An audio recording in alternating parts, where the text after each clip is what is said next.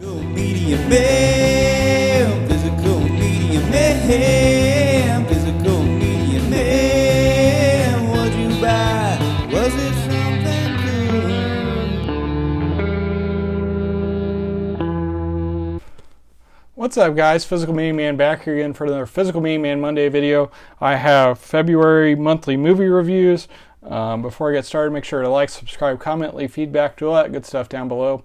I'll leave the links to my Instagram page, my Physical Media Man Store Instagram page, my Facebook page for the Physical Media Man / Physical Media Man Store, my Facebook page for non-media related items, the Hodgepodge Garage, my email, my eBay, my Twitter, and my Letterboxd account. So I've been doing a better job of, which I think I said, yeah, my Letterboxd account.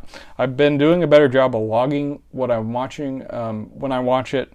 Haven't been doing as well giving stars and writing reviews on there, but I have been keeping up with that, so I know what all we watched. So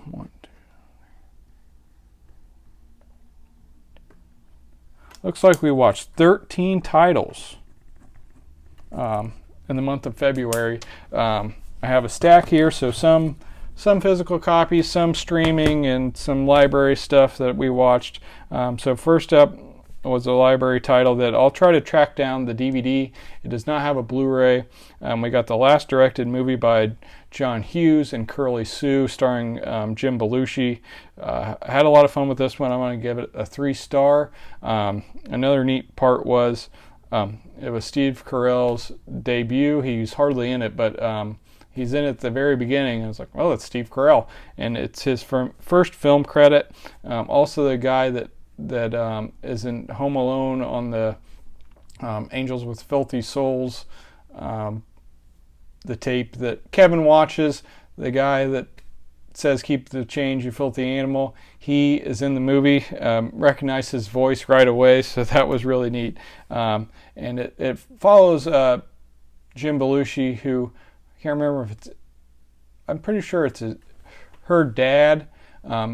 So Curly Sue is a young girl, and Jim Belushi is the father or the guardian or the uncle. He's something where he's taking care of her, but they're homeless basically, and they don't really hurt anybody, but they do little scams to make it through the next day and everything. And he gets hit by a car from a wealthy person, and some things happen, and it was very enjoyable. So yeah, 3 stars for that one. Next up, we watched Honey, I Shrunk the Kids, which I remember really enjoying, but I kind of think I watched Honey, I Blew Up the Kid more for some reason. I remembered a lot of the, like, when they're really small, you know, obviously, and some of those scenes and everything, but Rick Moranis was good in it. I thought he was in it more, so, but nonetheless, still had fun with this. Definitely worth the revisit. Giving it 3 stars too. Next up, we watched a documentary, Always at the Carlisle, which is a hotel that all these famous people go to in New York. And a lot of famous things have happened there, and famous people have stayed there. It's very expensive, obviously, but it was really neat to hear all these stories and kind of how everything operates there. It kind of makes you want to go to it, which we kind of looked into. It is pretty expensive, but I thought it could have been slightly better, so I'm going to give it a 2.5. Next up, I didn't grab that. We watched the new Vinegar Syndrome 4K of Sidekicks, which I never watched growing up. It stars Chuck Norris, and I thought I was going to like it because it was kind of karate. To me, it was kind of a mixture of The Big Green with kind of where he's seeing things and The Karate Kid. So I had no nostalgia for it. So I'm giving it 3 stars, but I could see where someone really would like it. I do plan on still keeping it. It's a beautiful release. So yeah, that's my thoughts on Sidekicks. Next up, we watched Gregory Peck and Audrey Hepburn and Roman Holiday. This is part of the Paramount Presents line.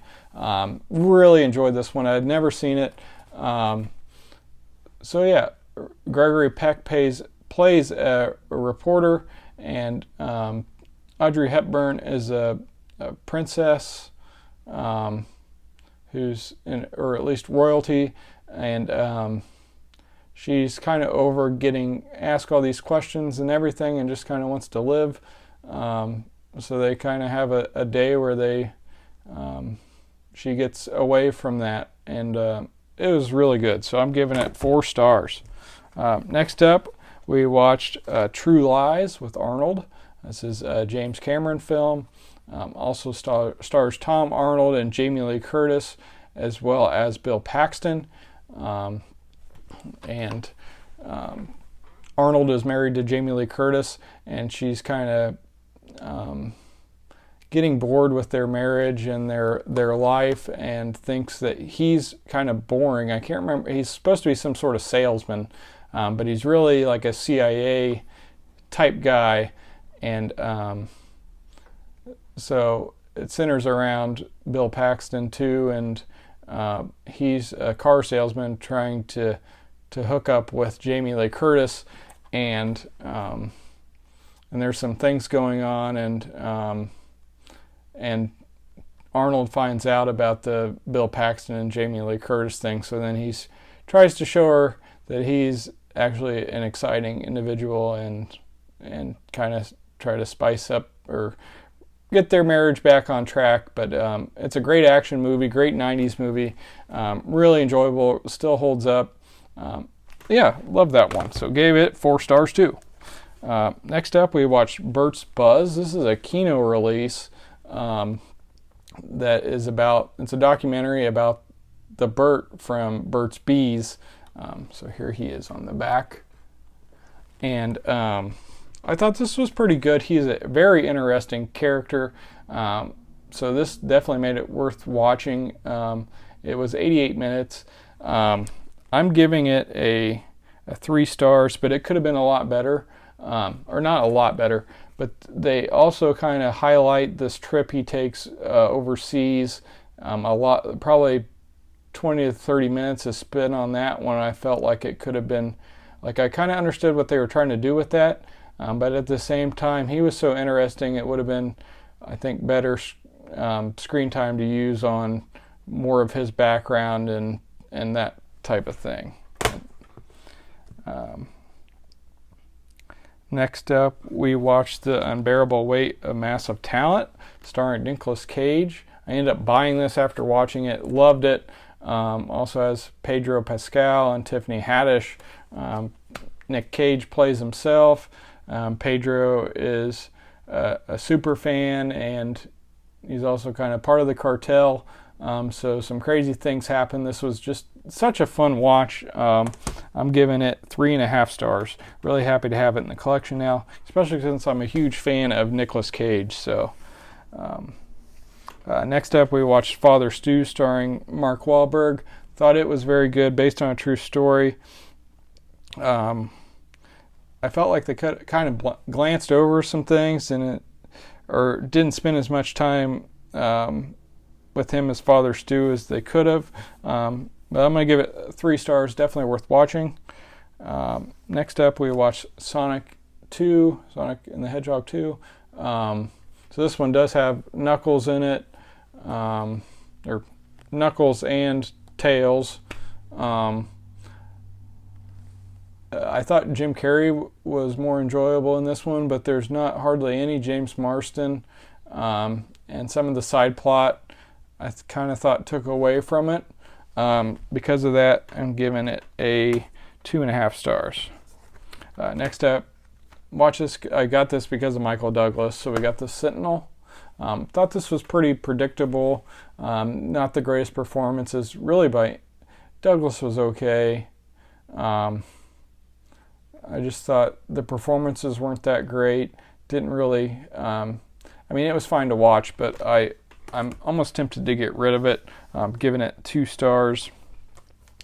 Next up, we watched Fantastic Beasts, The Secrets of Dumbledore. This one I felt like was just too long. It was 143 minutes, and I'm giving it 2.5. I do plan on keeping it just because I have the other ones. I just like the other ones more. It was still enjoyable somewhat, just just not near as much as the others. And then lastly, we watched Easy Rider, part of my Criterion collection. This is Spine 545.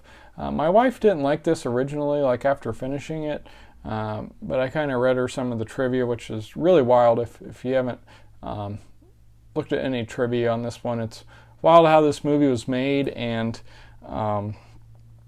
yeah, like some of the things that went into it, and some big things like it was one of the first movies to use already recorded music. They didn't make songs or that type of thing for the movie. There was no really extras. There was extras. They had basically hippies holding cameras and doing things, and didn't really have a cast or crew. A crew, I guess, would be what I was trying to say there.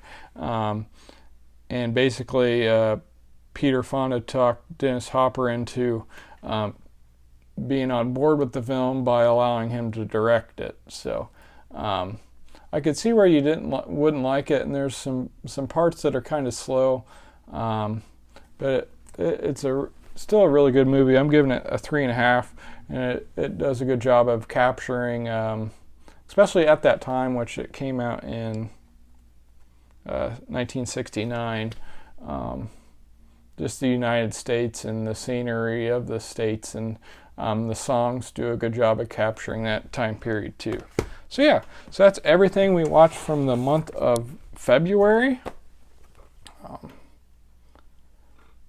So yeah, hope you enjoyed these reviews. Hopefully you check out some of these titles, especially I would say Roman Holiday, True Lies, Unbearable Weight of Massive Talent, if you haven't seen those, as well as Curly Sue and Easy Rider. So yeah, this is Physical Media Man signing off. Physical Media will never die. Physical Media Man.